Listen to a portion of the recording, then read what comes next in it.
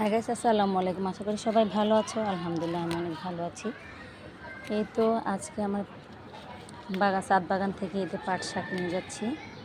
মাশাআল্লাহ অনেক পাট শাক হয়েছে। আমি গোড়া উঠাবো না, কারণ গোড়া না উঠালে পরে আরও অনেক সুন্দর করে পাট শাক হবে। গোড়া উঠাবো না, গোড়া থেকে দেখা যাবে যে এগুলো উঠিয়ে নিয়ে যাচ্ছি, আবার সুন্দর করে নতুন করে গজাচ্ছে পাট শাক। তো এইভাবে সবগুলো উঠিয়ে নেব। আমি একদম বাগানে পরিচর্যা করতে পারি না বৃষ্টির পানিতে। এটা হচ্ছে ডাঁটা শাক হয়েছে, যাকে এটাকে উঠানো দরকার নেই। আর গাছের পরিচর্যা না করলে তো গাছ সুন্দর হয় না, এটাই স্বাভাবিক ব্যাপার। তো হচ্ছে যে এখন আমি উঠিয়ে নিয়ে এগুলো, তিতা পাট শাক তো কেউ খেতে চায় না, দেখা যায় আমারই খেতে হয়, বাচ্চারা খায় না।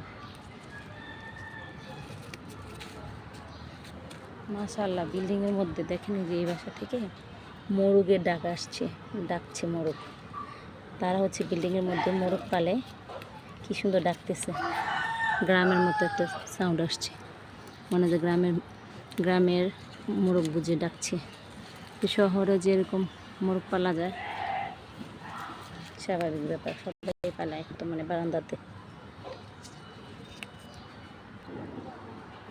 মা 20টা দিন